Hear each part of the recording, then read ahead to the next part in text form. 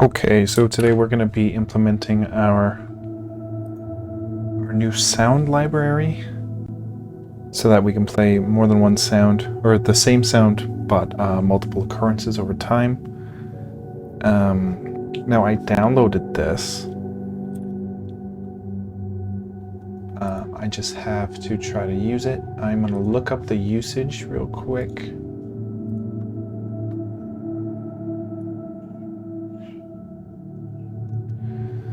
So we have to put the TEsound.lua in our games folder. At the top of the main Lua, make sure we require it. In love update, add the line TEsound.cleanup. So all we need to do is do TEsound.play and then the sound. And then that's about it. So we can take out our stops. This should work.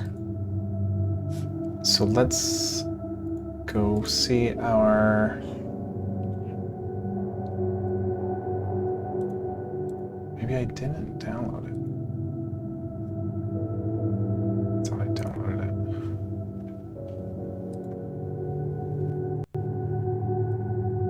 Here we go.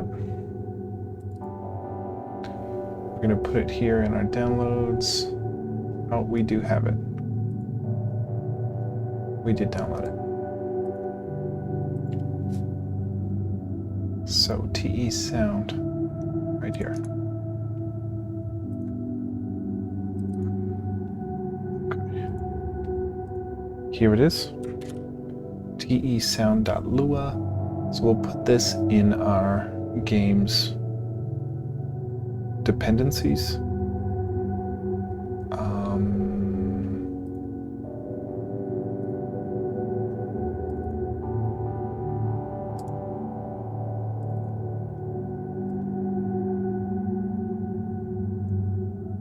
Here we go. Okay, so dependencies. We'll put our TEsound. I want to take a look at it to kind of just see. Okay. You know, it's only 150 lines.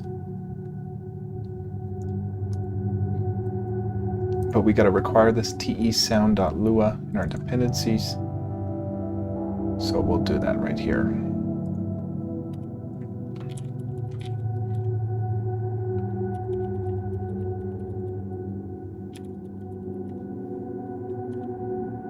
Okay.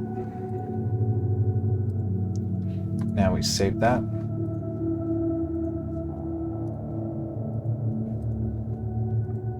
And our main.lua is requiring our dependencies. So we should be good to go ahead and use it. I want to see the usage one more time. It's just TEsound. Oh, okay, we got to clean up in the update function.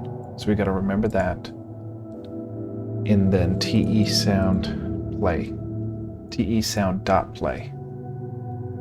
And then that should be it. So let's go ahead and try this. So in our update function, I'm actually going to go to the end here. The very last thing we'll do in our update is, come on.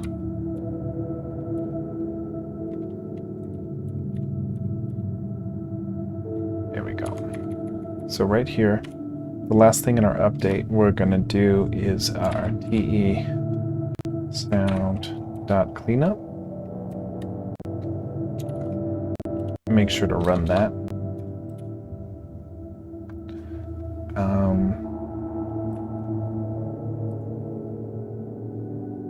TEsound.cleanup, yep. So all we have to do is do a TEsound.play with the sound type, and then we should be good. So let's illustrate the problem, and then we'll see if TEsound fixes it. So under our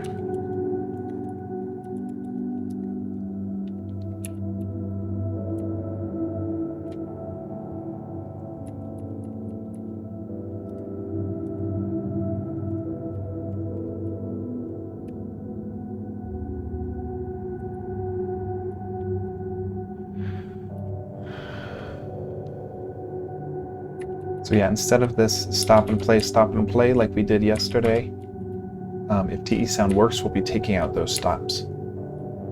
But let's try it. First of all, let's take out these stops on a move type place.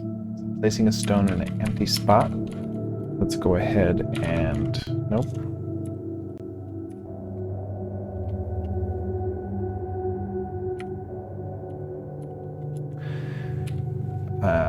To illustrate. Yeah. So let's listen to the sound of the stone placements.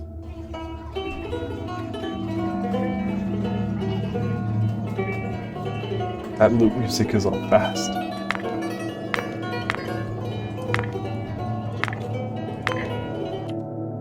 It all sounds pitched.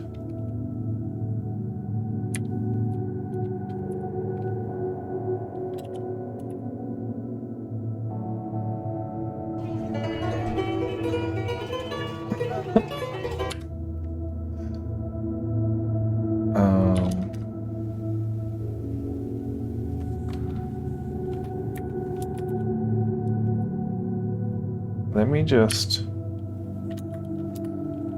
see something. We take out that cleanup. It's still all fast. Oh, what's going on?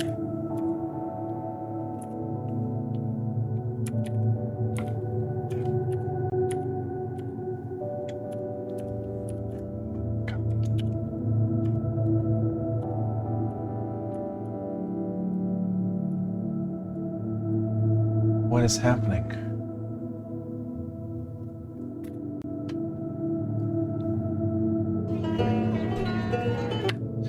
Is this a TEsound problem? Let's see if we go to our dependencies.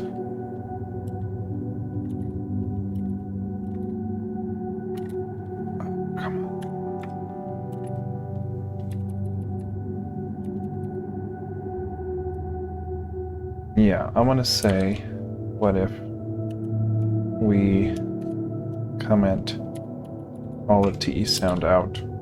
Is that going to fix anything? No. So what the flip is happening?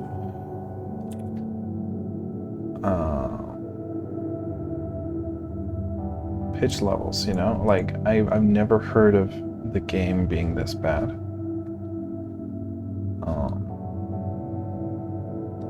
And this music's coming through fine. I think I'm gonna pause the recording, restart the computer, and see if that fixes it. Okay, so I restarted the computer, seems to have fixed it. Because if we go ahead and run our game, it is not making that high-pitched noise anymore. So let's go ahead and now try this TEsound cleanup. It's not going to know what TEsound is because we are not requiring it. So let's go ahead and require it in our dependencies. And we'll just add right there.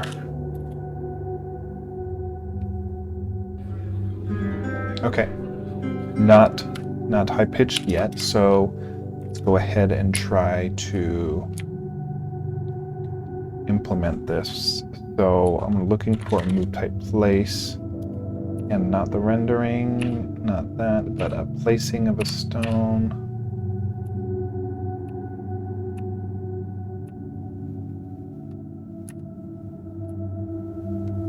Here, placing a stone in an empty spot. Okay, so we're no longer stopping the stone sound, we're only playing it. So this is the problem that we need to do our TEsound for. So if we listen to the stone sound and we place it, that all sounds fine if you play nice, but if you place them fast, see how it only made one sound for 3 presses, 3 placements? We need to fix that. So we're gonna say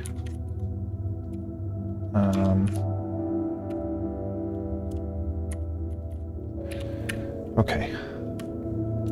TEsound dot play, and then we give it the sound to play. Now let's see if we can play it more than once. First of all, let's see if it plays, first of all. You must specify a sound, a file path as a string, not a source. You must specify a sound, a file path as a string. I already did that. Not a source.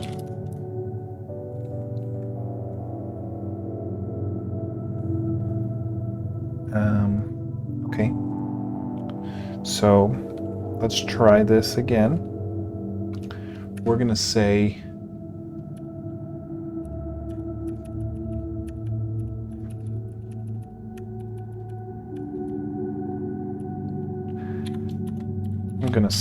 stone sound is what we're going to play with TEsound. Now, if we go to our main, I'm going to say that our stone sound here, stone 2, we're actually just going to give it a manual sound here, and we're going to say stone sound gets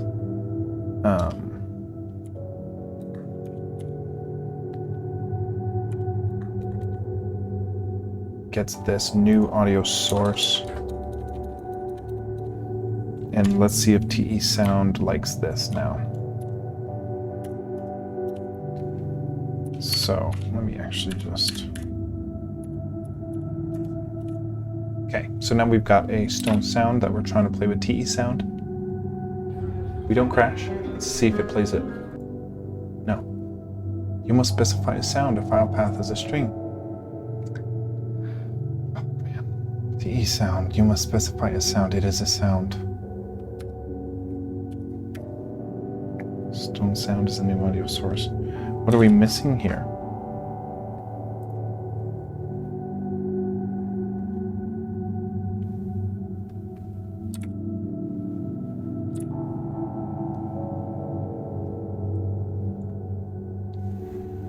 We've got TEsound in the games folder. We've got required TEsound. We're doing the cleanup.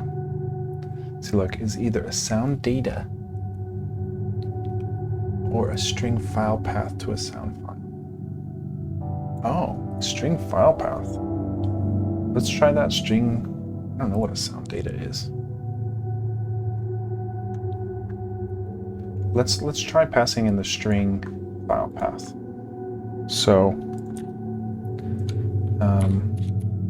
instead of playing stone sound, we would actually just say music stone 2.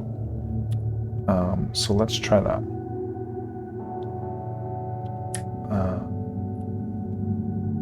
Yeah.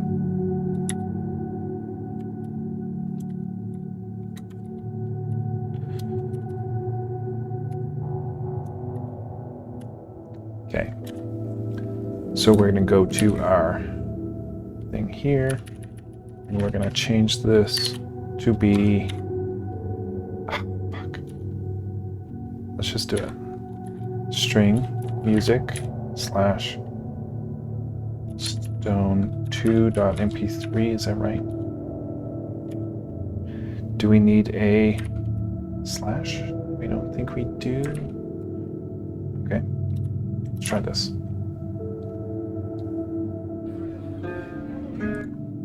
God damn it. You must provide a source type streamer static. So let's say static. So we'll say this, and then we'll say static.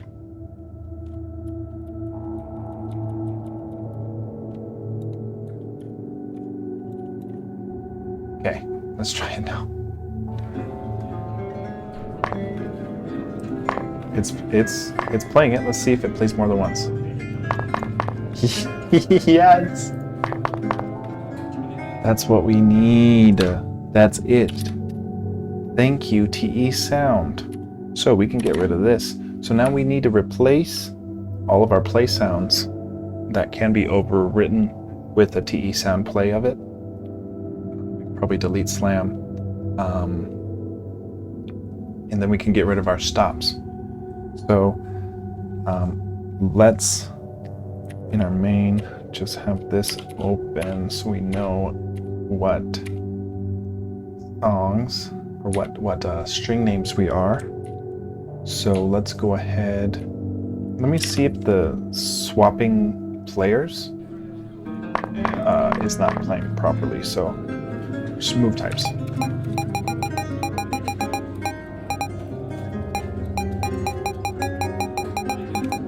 Okay, that seems to be working okay. Okay, so let's say we're gonna look for those stops we have. Nope. Not what I wanted. Search. Stop. Cool. So. Ooh, but we're not setting the volume. How do you set volume with TEsound?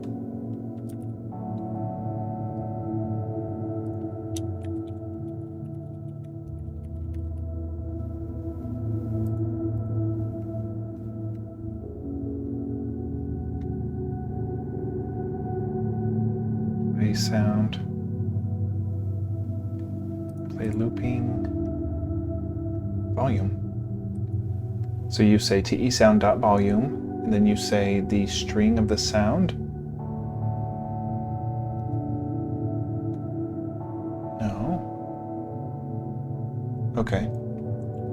We should be able to modify that. So let's test this first with our TEsound play.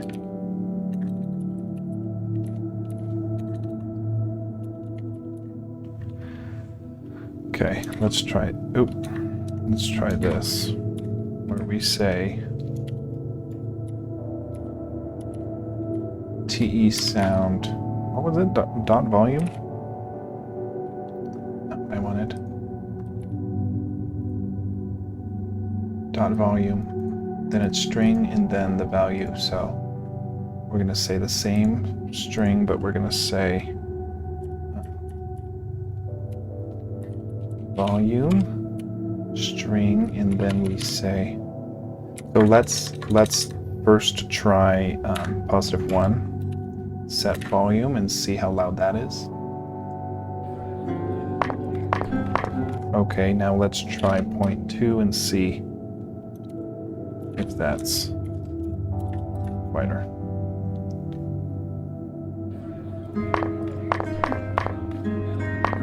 Doesn't seem to be.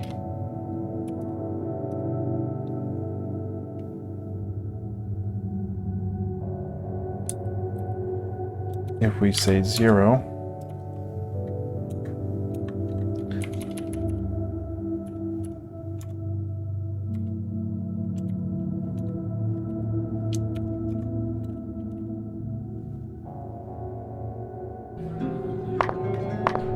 okay, it's still sounding loud. TEsound volume. Let's see. TEsound volume tag.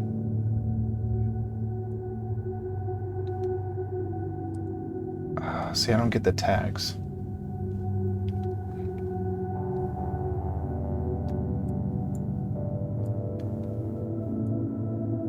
You could set a volume multiplier for any tag. So volume tag volume. So you could use voice gets 0.75, and any sound with the voice tag would play at 0.75. Okay. So it looks like it goes sound tags volume. So we can give a tag here called SFX as a second parameter to our TEsound play. Let's try that, where we say, okay, this is a tag called SFX as the second parameter. And then we're saying, what was it? For the volume set, volume, you say the tag, and then you say the volume, the loudness. So we could say we're setting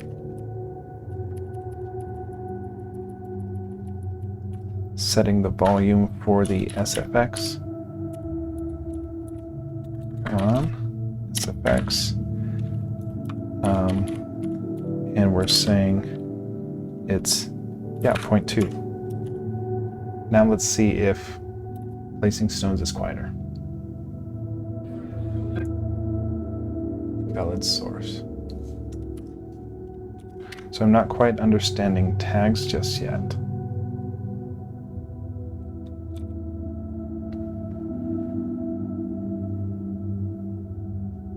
See, look at this SFX.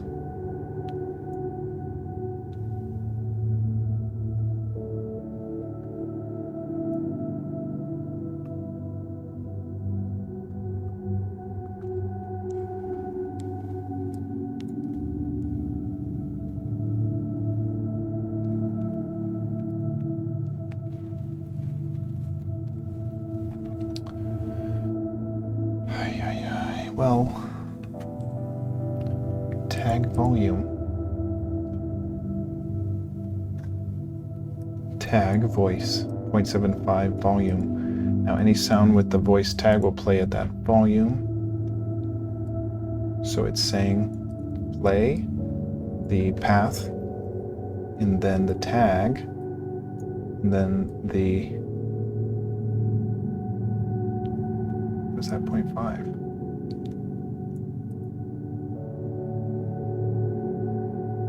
What is this 0.5 here in play?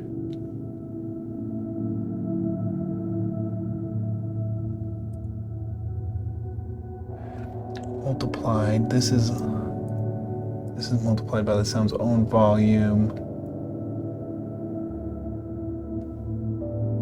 I don't get that. I don't get this 0.5. Because the usage looks like, yeah, tag volume, sound tag volume, sound tag volume. So, see, look, we're keeping it static as,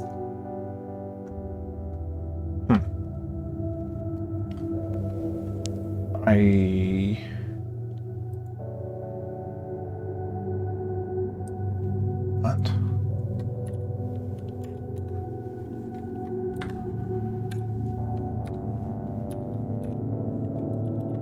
It's gonna crash because we don't have static, right? No. Yes. Static streamer queue. Okay.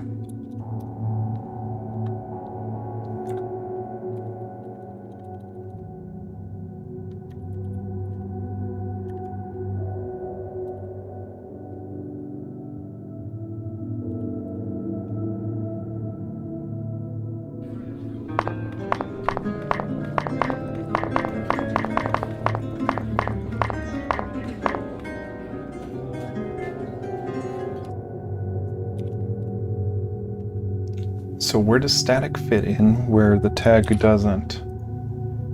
What is this function? See, so how do you pass in static?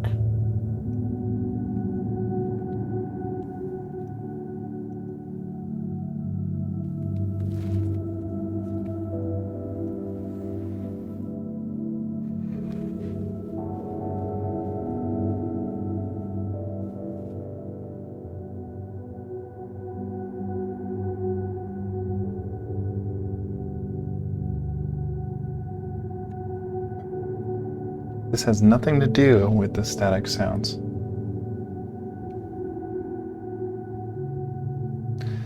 Let's try to do this again. Let's try to do this again where we don't have to pass in the string, but the playable. We go to our main. I'm gonna try this again, saying that the stone sound is actually a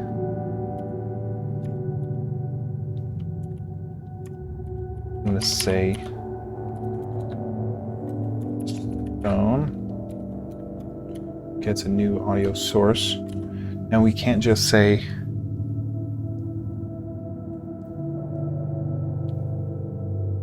actually, this is in our main, which is probably why it failed last time, because it was... No, I think everything is global in Lua, but I don't exactly get it. But let's try it here in our load. Actually, our init. We'll give it.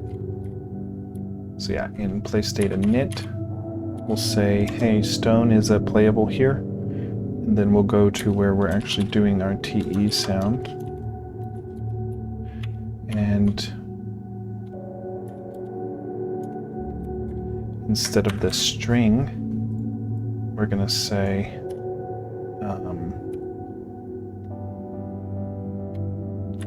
stone. And we don't need to do static anymore.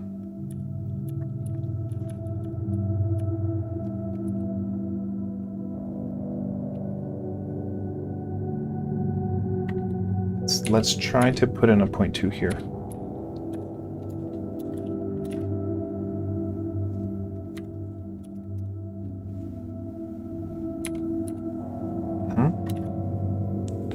Place the unexpected symbol.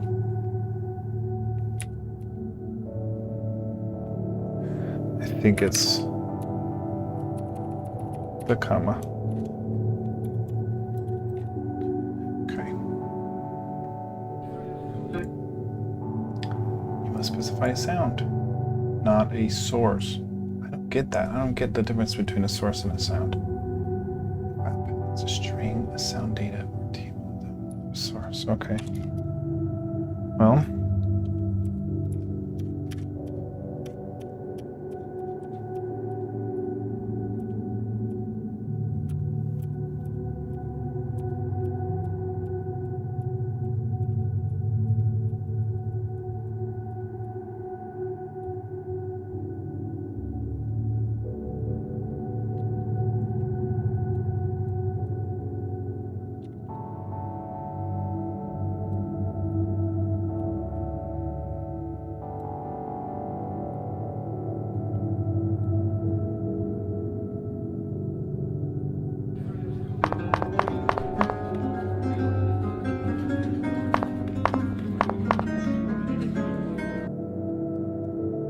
Well, maybe we don't even worry about the volume, but I want to kind of figure this out.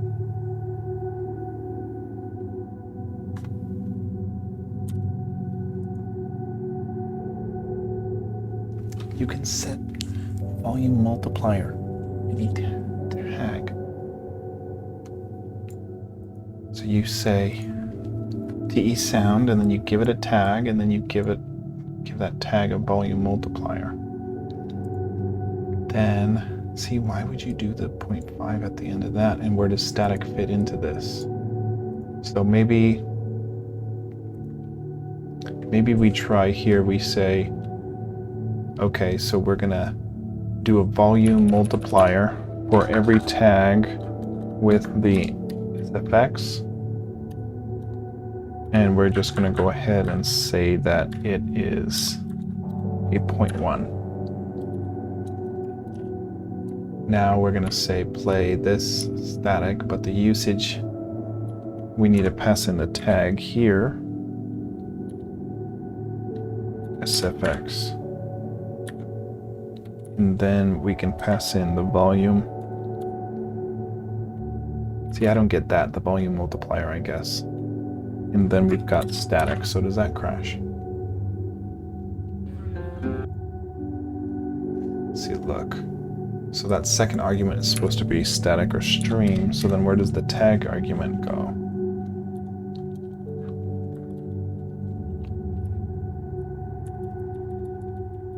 So if that's static, nope. Dude, give me a fucking break. Okay. See, that drives me crazy, is like, see how the cursor moves like that? It's been doing this whole time. I don't get why it does it. But it drives me crazy. Now let's do the tag. And let's see if that sets its volume.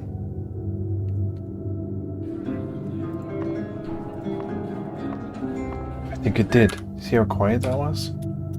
So if we do this at 0.5 instead, it should be not so loud. That's awesome. Okay, so we can do this. We can do this. I wouldn't set the volume here. I would set the volume in the init, because we're not trying to do that every time we set. So for now, I'm gonna I don't think we're actually going to use that volume change. I just wanted to know how to do it in TEsound, and now that we know how to do it, I feel more comfortable using it. And it seems like it's getting everything we need to be done. It's doing everything we need. So let's make sure we're still working after those changes.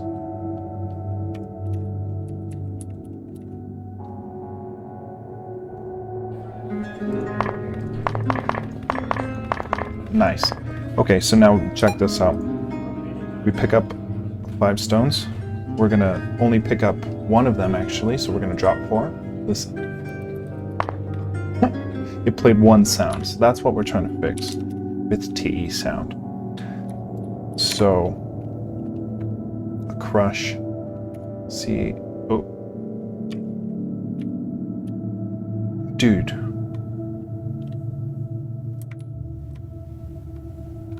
God damn it. Be really careful. Okay. So we're going to our... Dude, you were just there. Okay.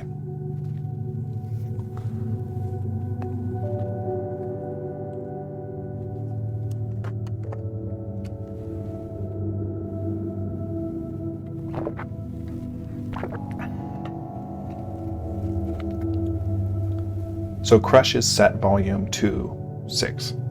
So I think 0.6. I think what I will do so crush isn't so loud is we will do a tag with TEsound to set our volume to 0.6. So let's do all of our TEsound right here. So we do a TEsound dot play, and the thing we play is our crush sound, which is this file path right here.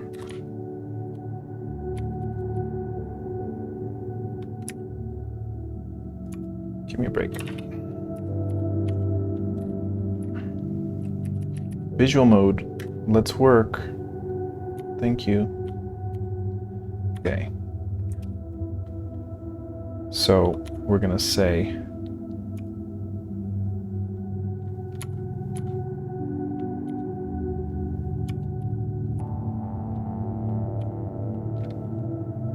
that's the sound we're playing.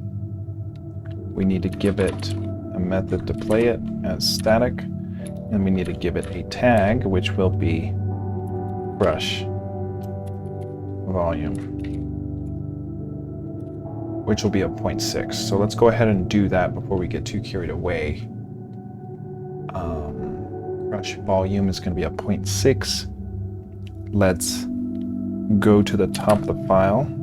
In our init is where we're actually going to set our volume. So we're going to say TEsound.volume, and we're setting it for a tag called crush volume, and we're setting its volume. Let's do a quiet one at 0.3 to test it. And now that we've got a tag crush volume, we need to make sure we are in fact doing the crush volume tag, and we are. So let's go ahead and see how loud our capstone crush is now. Should be quieter than the placement. So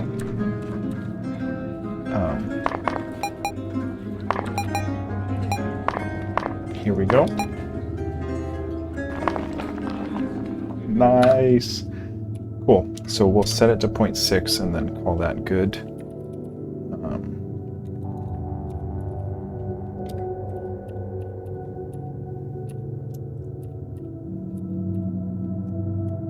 Let's set this to 0.6.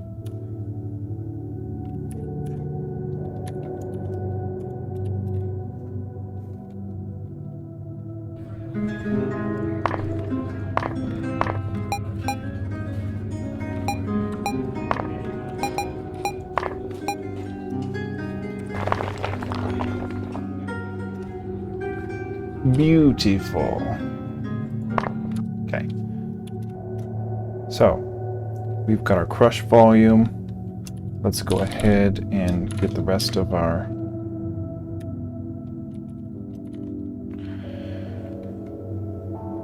Okay, yeah, we want TEsound for our stone placements and our drop stone, which is something we forgot. So if we go to our... Just gonna snag our... Here. Nope. Come on, man.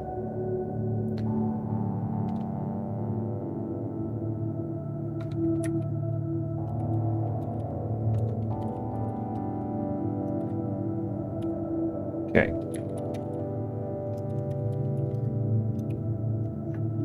Okay. So instead of playing it with Love 2D's built in, we're using it. Always forget. Okay. That's annoying. I just keep overriding the buffer. So the paste buffer. Come on, dude. Okay. We don't want the crush. We want this one. So we say yank. We say drop stone. We say here. Okay.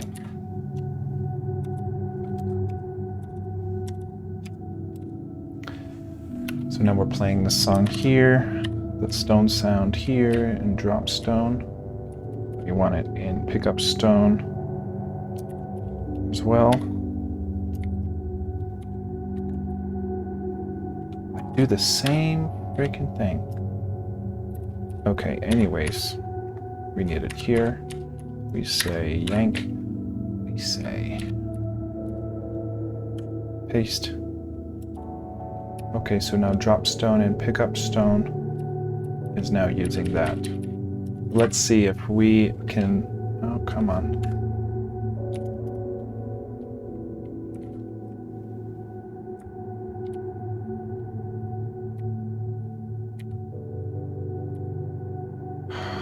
What is going on?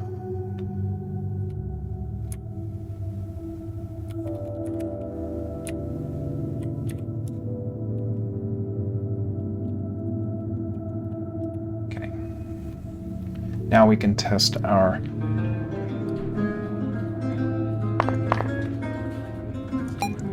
Okay, I'm hoping it'll play 4 sounds when I drop these. Yes. Yes, dude. Yes, yes, yes. That's it. That's what we need TEsound for. So I'm actually gonna, just for future sake, if I want stone volume, set stone volume here. So for now, we're gonna go ahead and set it to 1.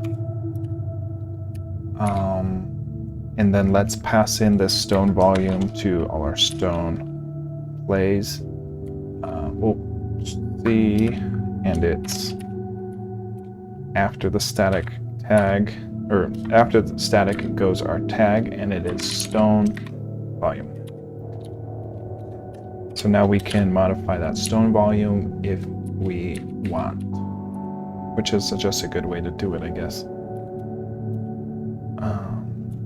Because then all we have to do is change one little variable in our init, and then we can modify the mix for all of these different sound effects. So we're going to say stone volume. Let's make sure it's still working. We need to do it for placing a stone in an empty spot as well.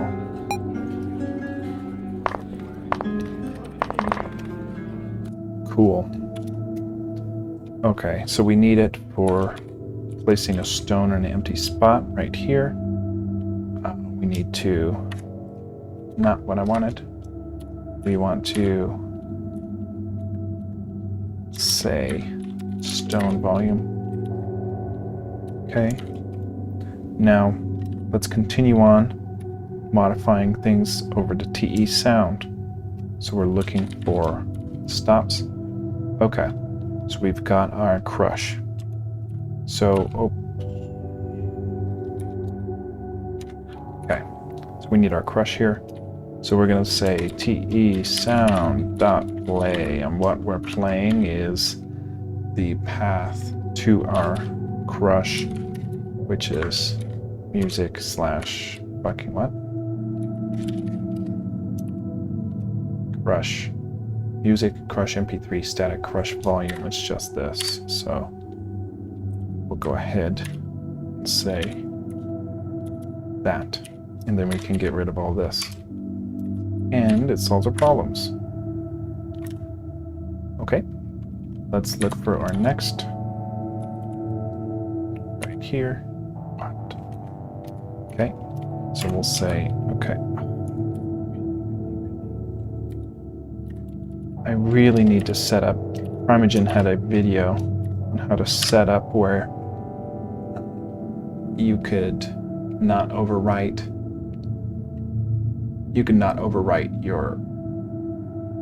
your paste buffer with a certain copy, copies it to a certain register. I'm gonna have to do that because this is driving me crazy. Every time I do this, it just drives me crazy. So we'll put it right here. And that is our crush volume. Yeah, crush and our crush volume. That should be good. So we can go ahead and yank that in case there's another. There is. So we'll say paste. Okay. We'll go ahead and yank this in case there's another. And there's just beeps. Let's migrate beeps over as well. Might as well. Let's see. Beeps is music slash beep.wave. So we should be able to just say TEsound.play, and what we're playing is music beep.wave. Then we pass it in our static option as well. And then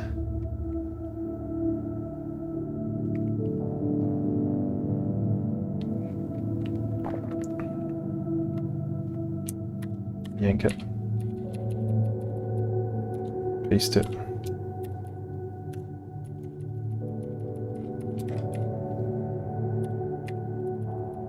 We don't need to do the stop with TEsound because TEsound fixes that. TEsound allows you to play the same sound more than once, so we don't have to do this game.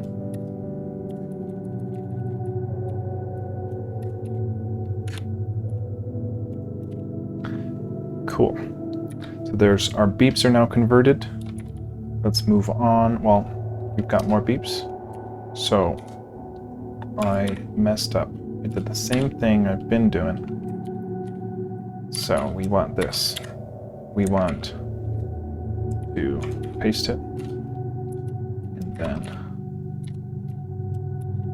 yank it just in case there's more. And there is, and it's right here. So we'll paste. Not quite. And then not that, but this. Okay. And then let's yank just in case there's another beep.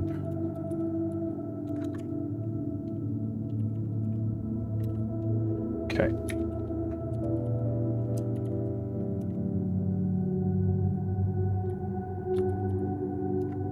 Is that it?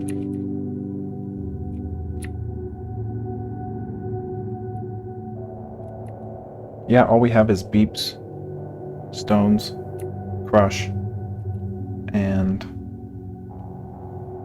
That's it.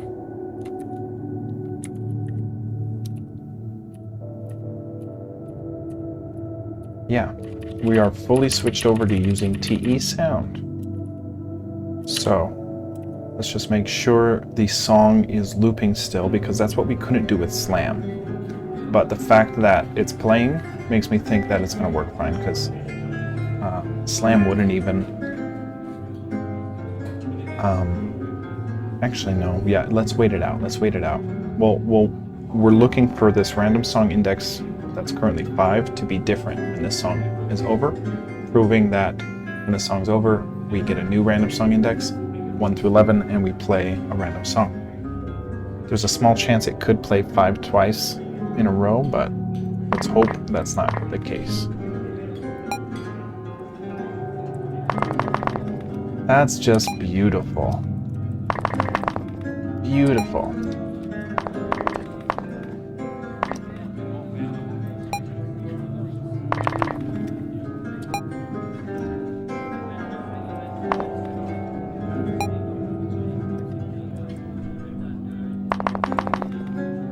Now, if we take a look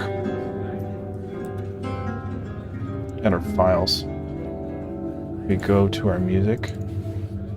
Oh, look for 5 to change. Can't tell if it changed. It's just 1 minute. Fuck. I think the looping is broken now.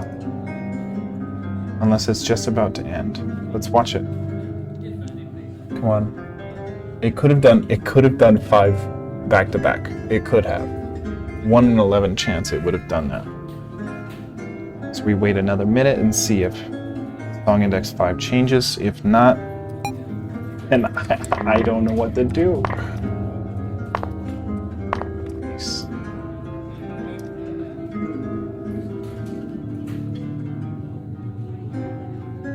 Five is just like a minute long though, so it's just not too long.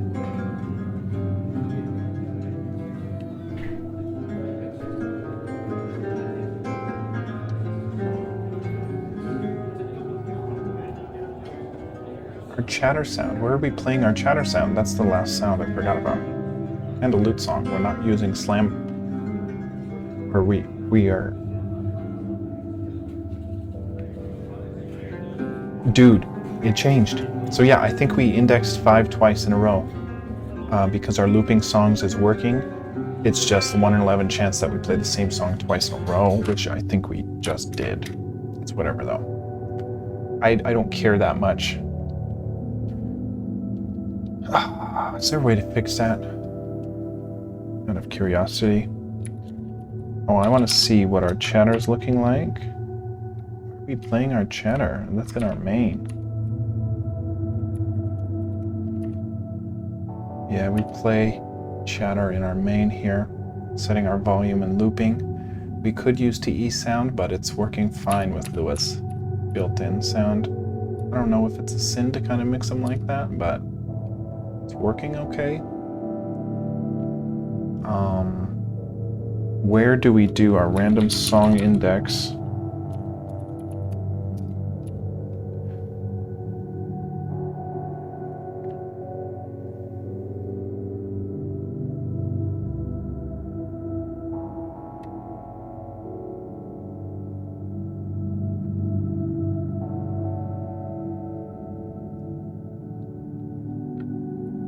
Yeah, there is a way. We could say by the time, like we could have a variable called last song played that gets the same index as our random song index. And if our last song played is the same index as our new random song index, we ask for another random number. But that could be the same thing. Same problem. I don't think it's that big of a deal. If the song plays twice back to back, I guess that's fine with me. It's whatever. It's not a big deal.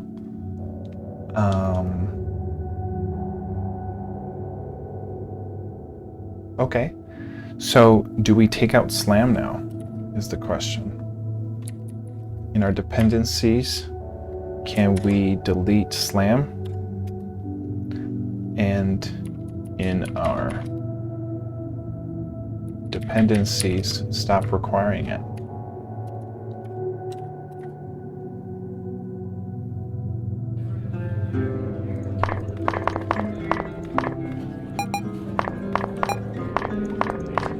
It's seeming to work. So now what? That's it, man. That's what I've been waiting for. That's the last. We take a look at our notes. We've got debug complex move stones, which we did fix a couple episodes ago. We didn't do this, but we did fix that, and we did loop this. So that was the last of our checklist.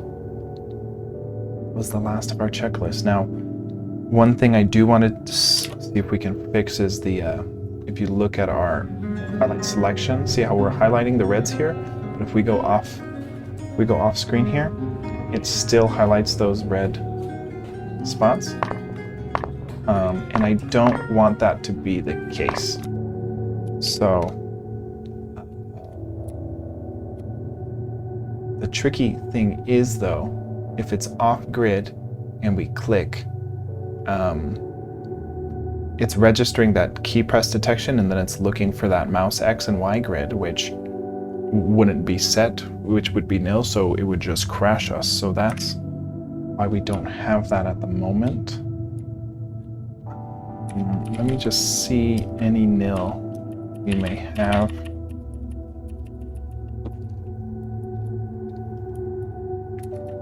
There's a specific line where we do this in our mouse stone. Jesus. Here.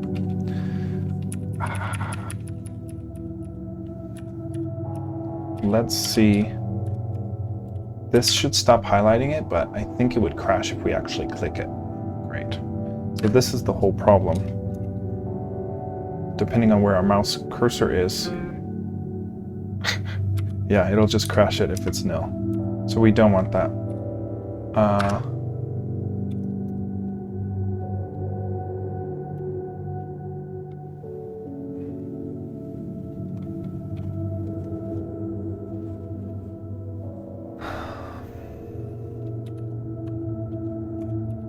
I guess I'm not exactly sure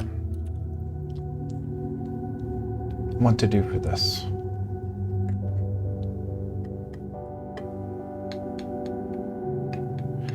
Maybe we can do a check in our update. This is in our update function, and we're just saying we're gonna get the position of our mouse X and Y, and then for a click, let me see if in a move type move it's still highlighting those. Yeah. So we need to do it.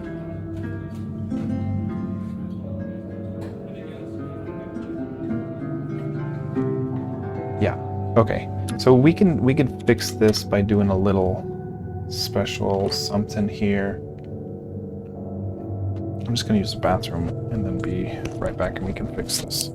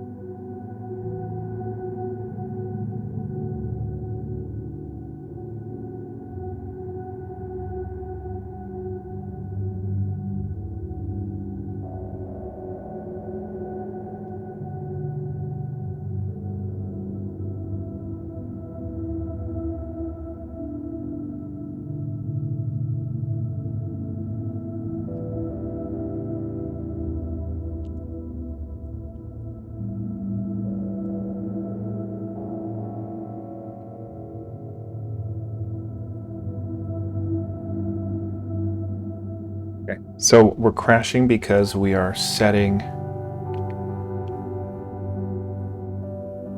Let's look at this. Let's look at this. So if our mouse Y is greater than 0, or our mouse Y, no, if our mouse Y is smaller than 0, and our mouse Y is greater than 720,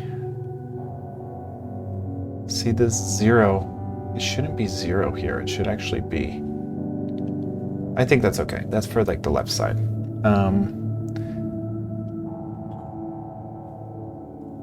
So I think what we actually want here, instead of nullifying these things, we want to say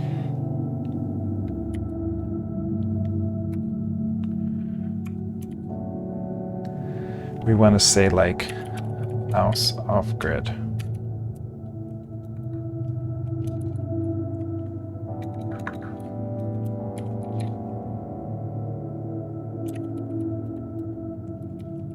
Mouse will be off grid if it's in those illegal areas. Otherwise, we say mouse off grid.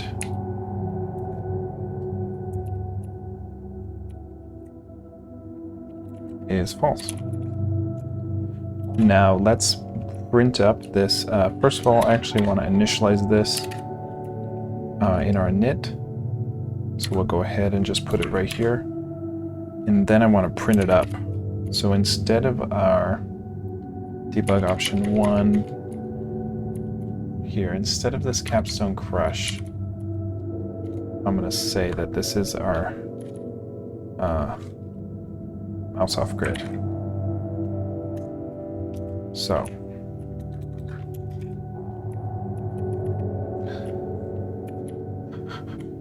okay, so we say change word mouse off grid. Okay, we're not doing anything with this grid. So see how it is off grid if it's over here, and it's off grid false. Oh, you know, it is working over here.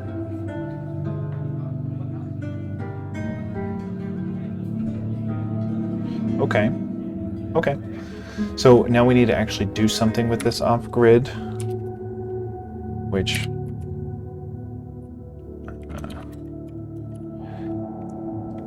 we just have to make sure whenever we are doing anything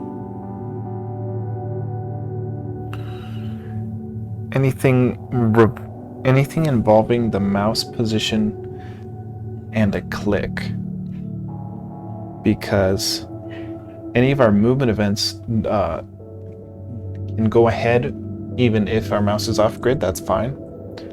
But if we place a stone, we need to only do it based on this off-grid bool.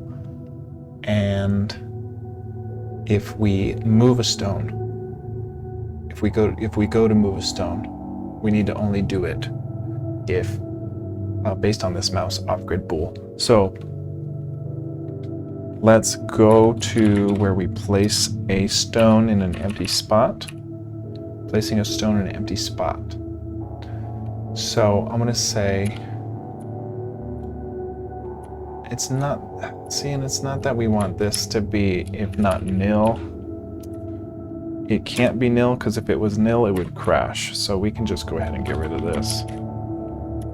And we should be able to say, and not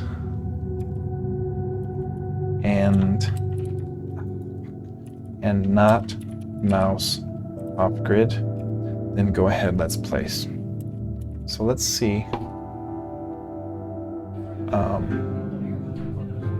Now, this makes it so that we can't place it. So look, if I click, it no longer allows us to place it there unless we're over there. But we need it to stop rendering it if it's not over there also. So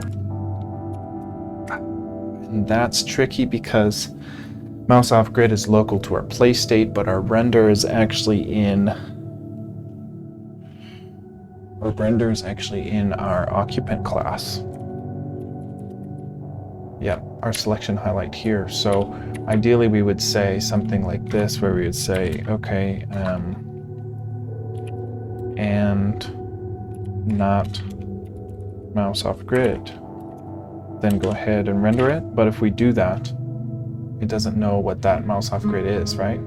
Oh, it works. It's global. So now we can't click it. Now clicking over here won't place it. But if we're in a move type move, it still renders it. So we need to do it for our move type move as well. And then I think we're good. And that goes for not legal move.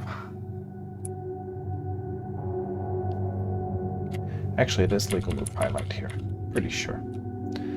We would say and not mouse off grid. Let's go ahead and see if that fixes it. That won't. This will be the opposite problem we just fixed, in the sense that we're in a move type move. It's no longer rendering it if we're off, but if we click it over here, we could still pick it up. So we gotta fix that. So that would be in our play state.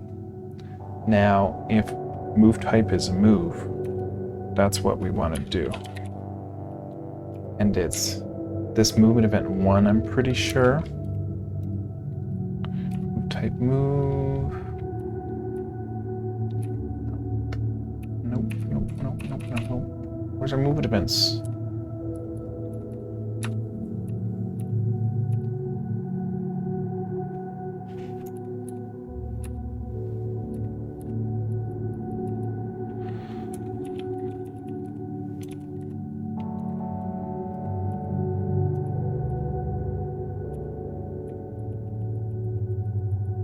Here we go.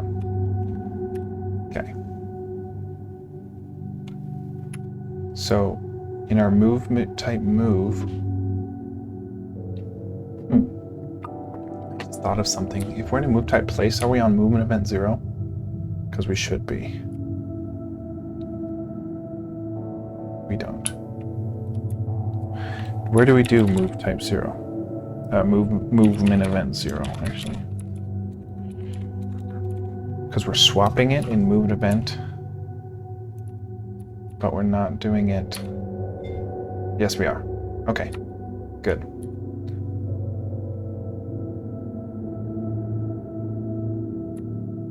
Okay. So, if it's a movement event 1, where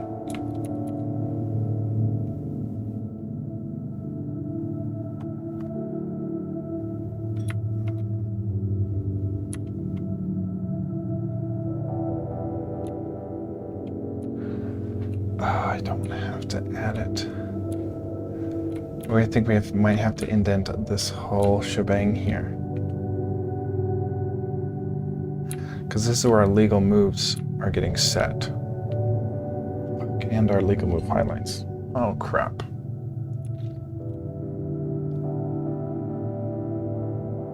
Because, yeah, we don't want a mouse press to do anything here.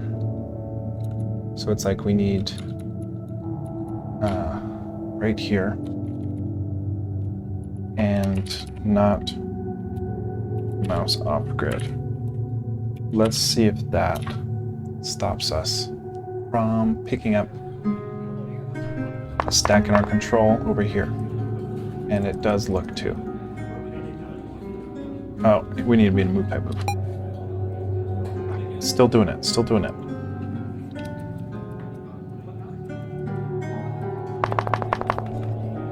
Okay, let's try it one more time, just to make sure. Okay, move type move. We're over here off grid. Yeah, we're still able to pick it up. So why is that happening? If not mouse off grid, that would be our movement event 1.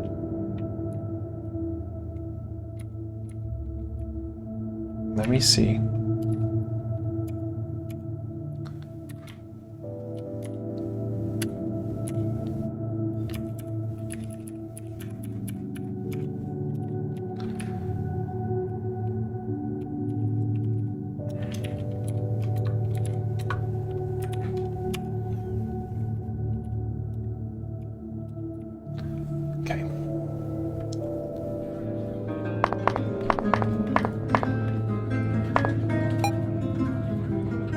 Okay. That's not doing it now. Oh, come on. Cool.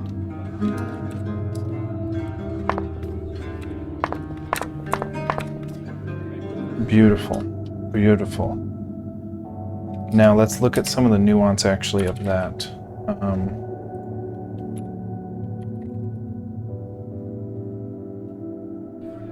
Now we can't place an empty stone if we click over here just off screen. You need to put it, you know, in the grid for it to pick it up, which I think is good.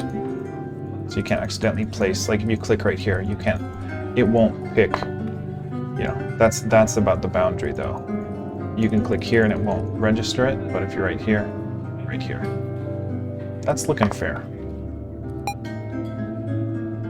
And then look, as soon as you creep onto that, you can move it.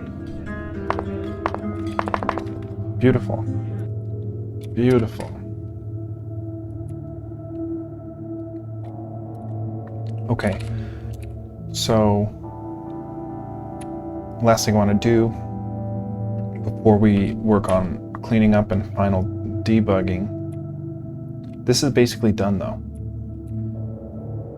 Let's print up our winning games.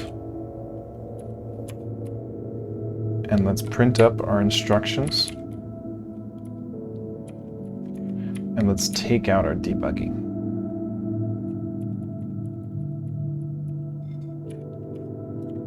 And now, once we get rid of our tester stones, I also want to enable full screen and make sure that's working with the where the grid is and the mouse is. So in our main here, we're gonna, what did I just say we were gonna do?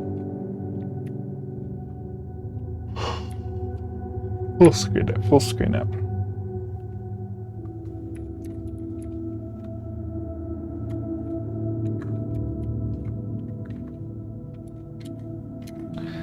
Okay, I'm gonna change this to true. That's not what I wanted.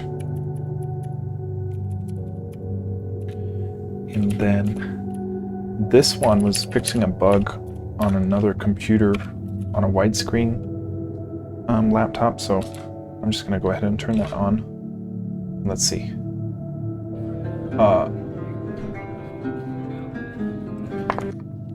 I don't know if that's showing up for you guys, but that was messed up.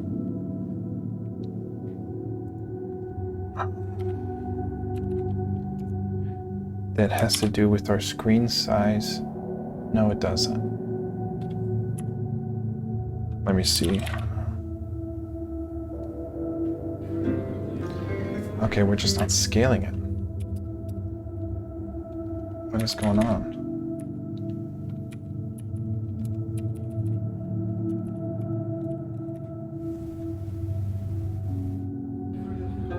Okay, that's working. Yuck, man. The virtual resolution on this, since this laptop is huge, the text is just pixely. Which I learned my lesson. I'm going to set the resolution correctly before I do all the logic for the mouse detection and all that good stuff.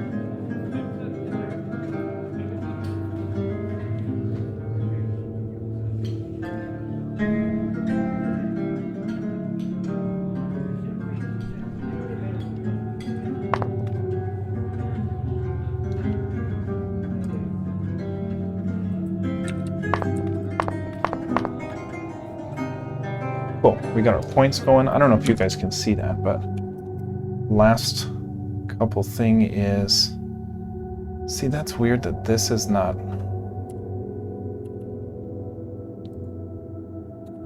I thought the whole point of push was to enable resizing like this, but it's not.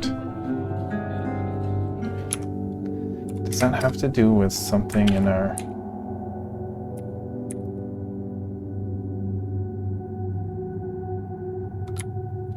window widths. Let's see if we do a 1920 by 1080, if that changes it. Yeah.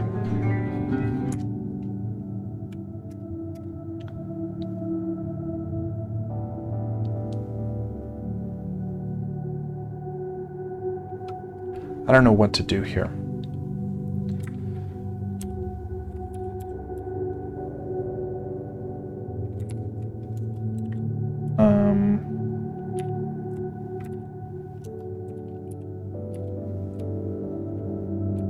I'm gonna just go ahead and do this.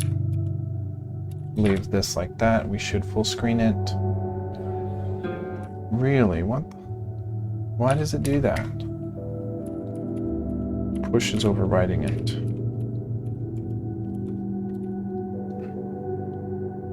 So we'll have to do some testing on some different computers, make sure full screen's okay, and make sure the mouse and the grid detection isn't messing up. That's probably not working for you guys to see in full screen like that, so for now, I'll just leave it off. And it looks pixely full screen anyway, so we'll just leave it right here, and full screen gets false.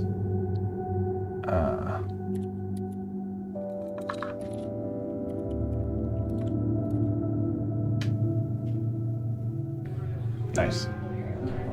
Now,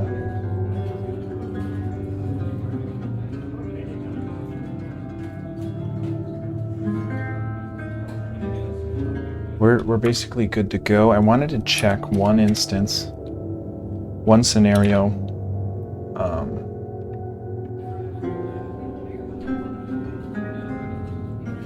So let's put in grid, in this grid and this grid, a bunch of stones, probably 11, and see, because we should not be able to pick up this white stone. We should not be able to pick up this stack if this stack and this stack has 11 stones, because of the way we coded it. And I just want to make sure we don't crash there. So what grid is that again?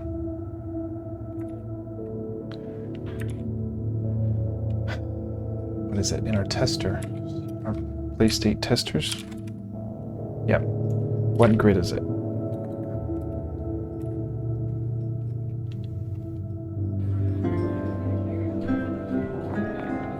It should be row column, so it should be 4.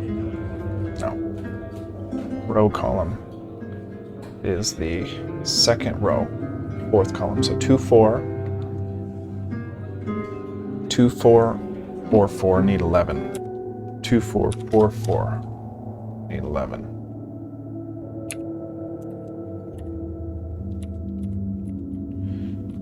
So we'll say 2, oh, come on. 2,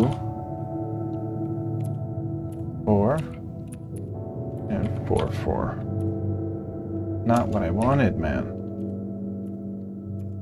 Well, let's put 12.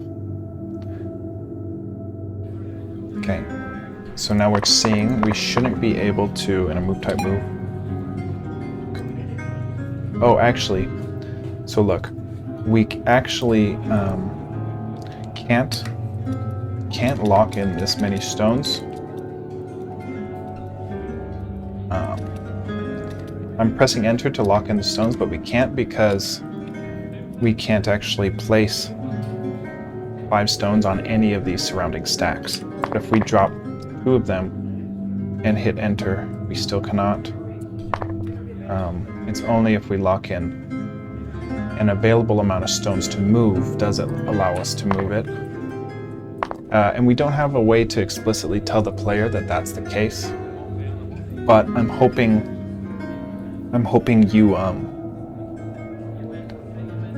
that scenario doesn't really come up, because 13 stacks, 13 times 5 is already 50 stones, and that's about how many stones you have for both players at any given time. So all the stones will have to be concentrated into a 4 grid like this, which just isn't realistic for a game. So I think it's okay that we're omitting that. But as far as I know, there are no bugs that we know of right now and no features we want to add. So we're tentatively done with the game.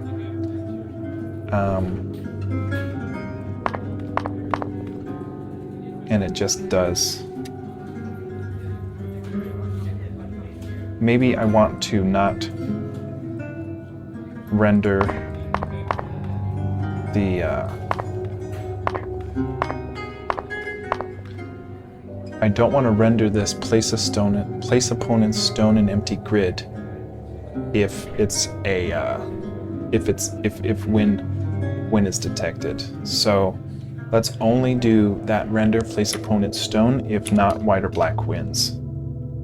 So let's go here. Place opponent's stones.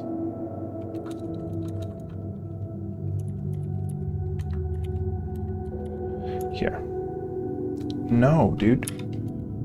Oh my god. Okay. Yeah, so we're gonna say else if not black wins or not white wins. No, it's and. We need an and there.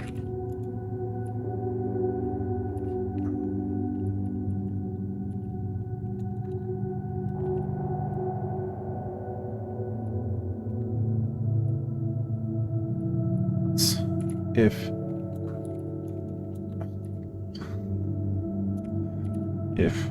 really, man?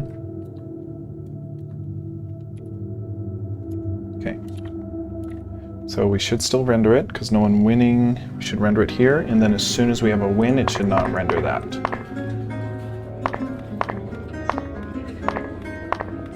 Nice. So we fixed that little bug there.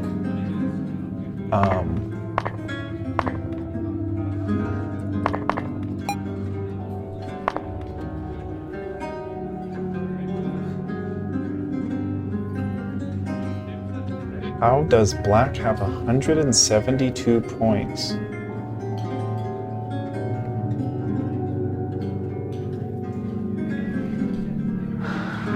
White shouldn't even have 33 points. I think it might have to do with our testers. Let's wipe our testers and see if that's looking just way incorrect. They should never. Hold on. Black points. What do we call it? Black points. Cycling through all the grids. Only this top stone, if it's not, gets counted. Okay. I don't get why our tester stack would be doing that if that's what is happening, but let's go ahead and delete them. Let's see. Now I want a big stack here.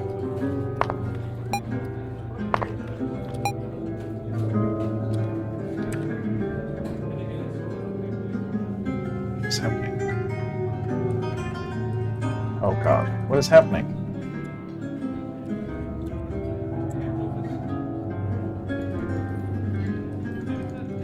I'm in a move type move with no... Alright, well here's a bug. We were in a move type move with no stones available, so it didn't know what to do. Just like...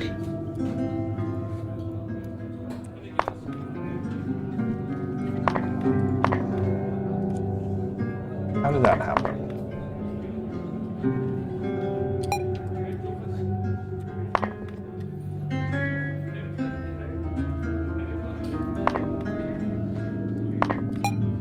How did we do that? How did we do that? How did we get to a point where... Oh, here.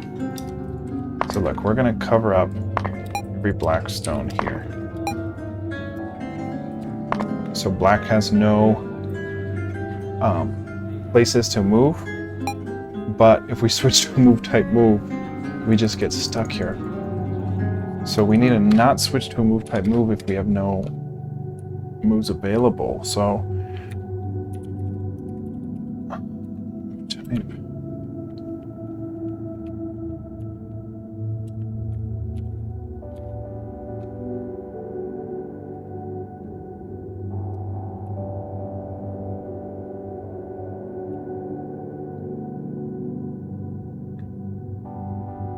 So we need the when up is pressed. When up or down is pressed to switch to a move type move. If all grids are occupied, we default to move type move.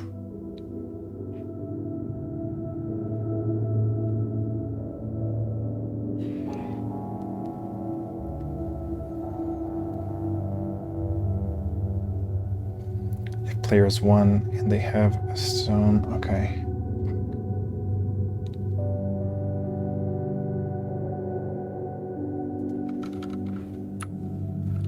Yeah, we need to fix this.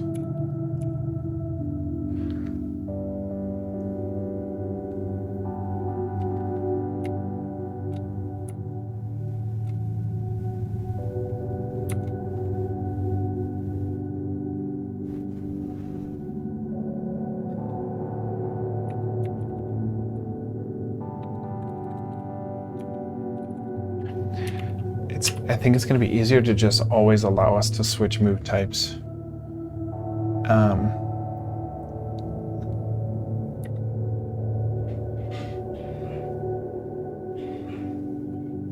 Unless all grids are occupied, so.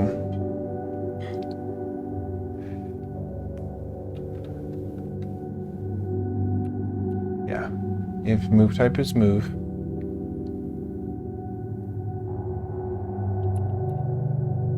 grids occupied. Oh, we only have it for player 1?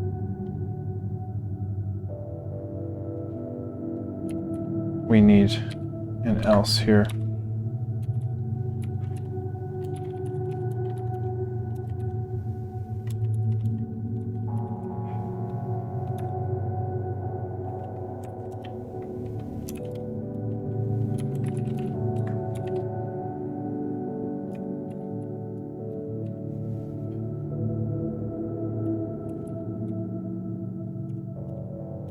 See if that fixes that.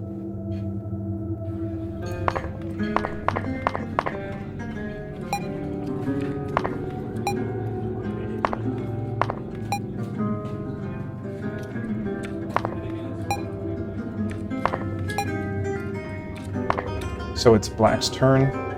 It has no moves to move and a move type move. But now that we don't have any in our control. See? Saying up or down should switch us, and it's not. Player's 2 and player 2 stones.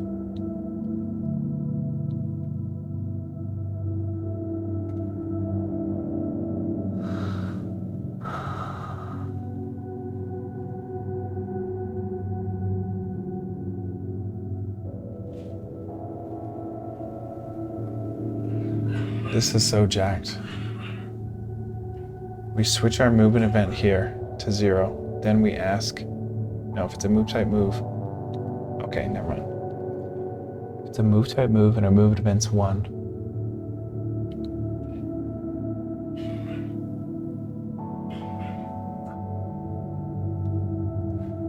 Whenever we get move type move, we need to make sure to put our movement event back to 0. Is that right?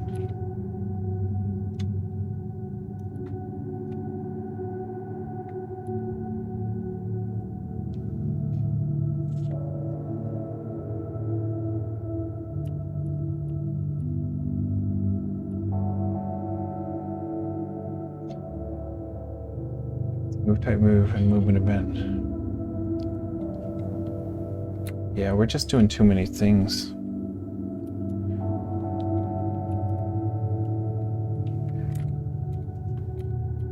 So my problem is this thing isn't getting executed.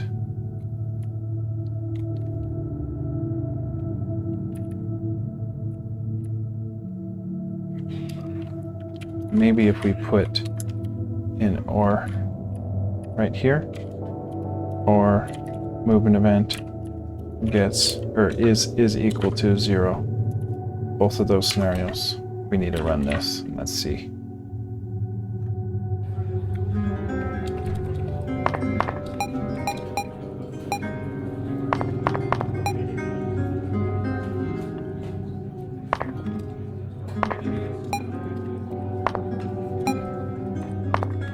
Okay. So black has no move type moves to move. We can still switch to there, but we can switch back. Okay, that's okay. Ideally, we don't allow us to go to a move type move if you don't have any board in your control, but we're just doing so many things in our code that it's hard to ensure that. I mean, we would have to say in all of these things, we'd only allow us to change to a move type move if, and then write this function that detects whether or not we have any legal moves to move. So it's just kind of one of those things where the solution isn't worth the fix, in my opinion, for me currently, because you can just swap it to a move type move. It's just one of those things. You can't place anything in that move type move, but at least you can go to a move type move and see that you don't have stack control in any of those things. So it might be okay. You know, we don't start people off in the move type move anyways, so they'd have to manually switch it and then see that they don't have any to move and then switch back. I think it's okay. Yeah, like the trade-off for me coding that is just not so necessary, I don't think.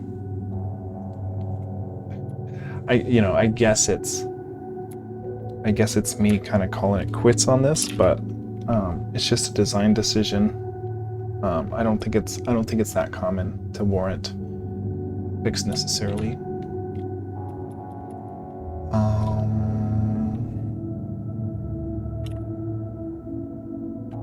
I'm gonna see if we say, do we say arrow up or, yeah, arrow up or down to swap move types.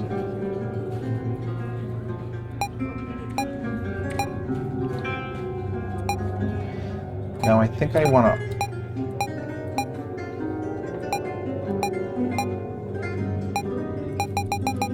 okay, I think that's okay.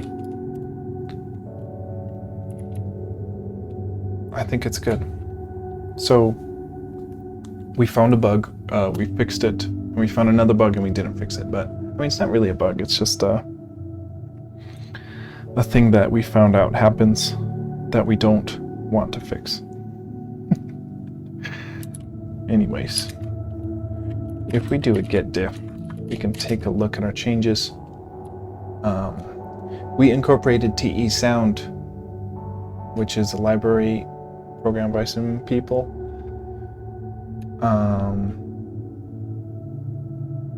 We took out slam. We removed slam entirely, which is all this.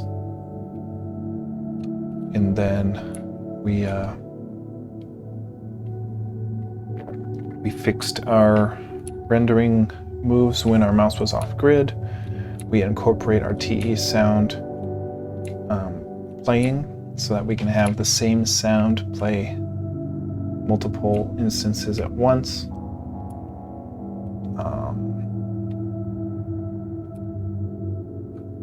Yeah, we just incorporated TEsound basically, and then fixed that little bug, that little render bug there for the win.